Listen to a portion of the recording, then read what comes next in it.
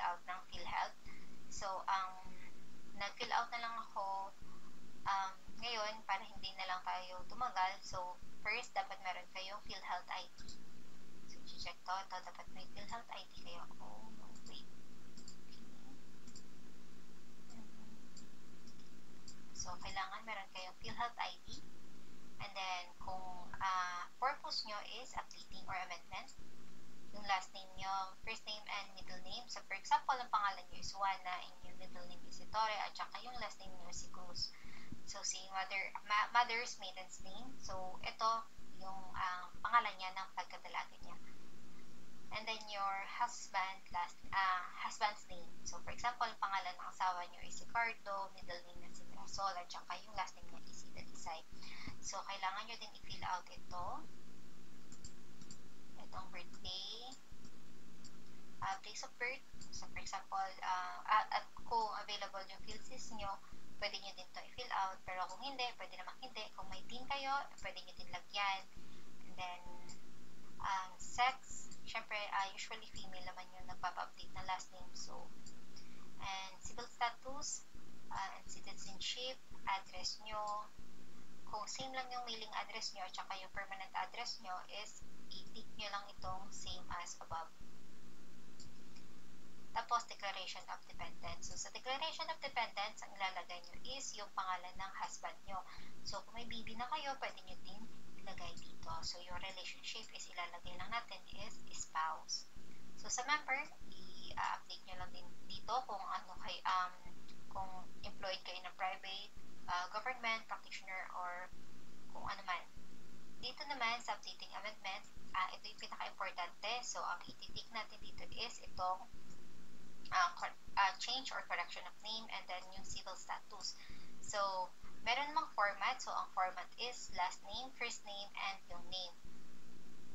So, for example, ang pangalan nyo ng pagkadalaga is si Juana Torre Cruz and yung last name ng husband is Dalisay, so magiging Juana Cruz Dalisay.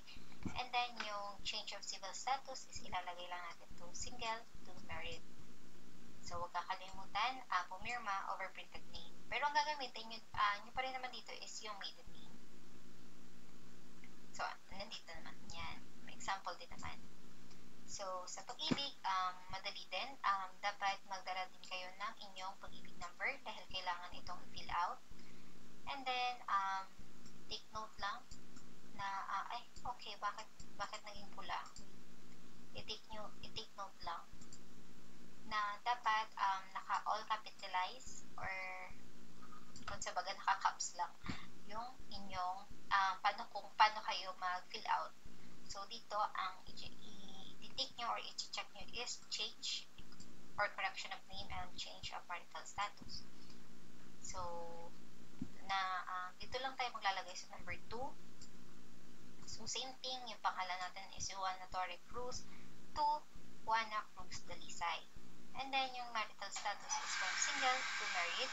And then, meron ditong ipapacheck din sa inyo as well kung ang gusto natin gamitin is yung husband, yung last name ni husband or i-retain natin yung ating middle name. So, hindi tayo magpapalit ng last name pero magpapalit lang tayo ng civil status from single to married. Meron din namang option, medyo uso to ngayon, yung hyphen or pinagdidikit natin yung pangalan, yung last name natin at saka yung last name ni husband. And then, wala naman tayo ditong i-fill out. Unless kung kailangan nyo din magpa-update. Parang ganun. And then, yung sa likod na part is ang requirements lang din naman. So, kailangan may PSA dito. So, MCF, marriage contract, PSA yung hinahanap nila, valid ID, and then authorization kung ipapa-change lang sa iba. Pero,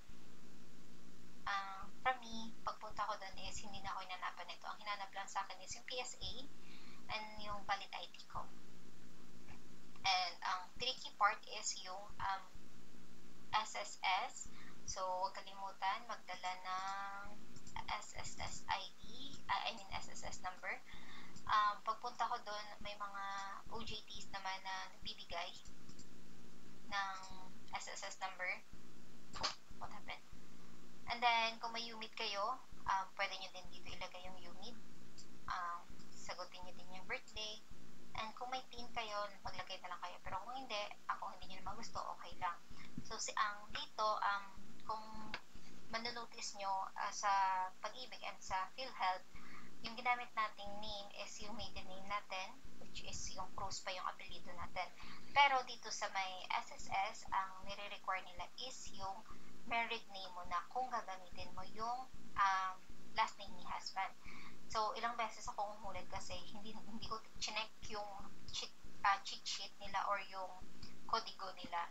So, dito ilalagay natin yung last name ni husband, pangalan mo, tsaka yung last name mo ng pagkadalaga ka, and yung address mo, telephone kung available, mobile or cellphone number, address, email address kung magpapapalit din kayo ng email address. So, dito sa date, dito naman sa section B or sa data change, correction, or updating, hindi natin ito i-check si correction of name. Ang i-check natin dito is the change of civil status. So, pag pumunta kayo sa branch, normally meron silang kodigo kung paano natin i-fill out.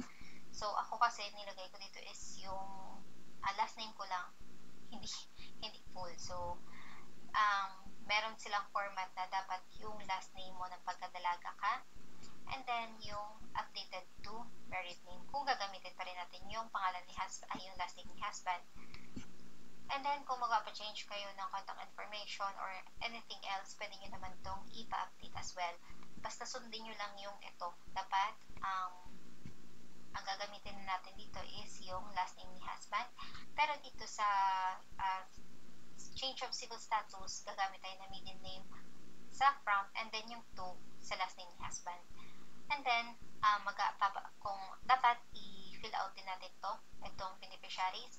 So, ilalagay lang natin yung pangalan ni husband and yung relationship, spouse, birthday, and kung new or ipapadelete. So, syempre, normally new talaga. And then, mga requirements and all. Tapos dito, maglalagay kayo ng SSS number nyo. And dito sa printed name, ang ilalagay nyo is yung updated nyo na last name. Hindi na yung maiden last name nyo, kundi yung married last name nyo na. So, signature, kung may bago kayong signature,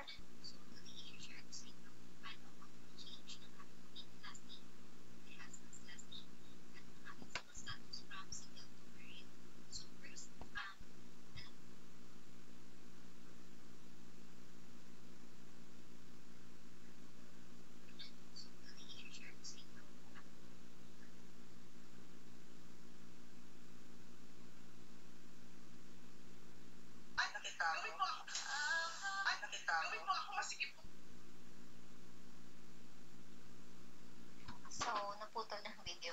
Lumampas na pala ng 10 minutes. So, balik tayo. Sa likod na part ng SSS na form, i-fill out natin is yung SSS number, and yung sa printed name is yung updated or your married last name na, using your married last name. And then, yung signature is yung, kung may updated kayo na signature, yun din yung gagamitin nyo dito. And then, aside from that, wala naman, maghihintay na lang kayo.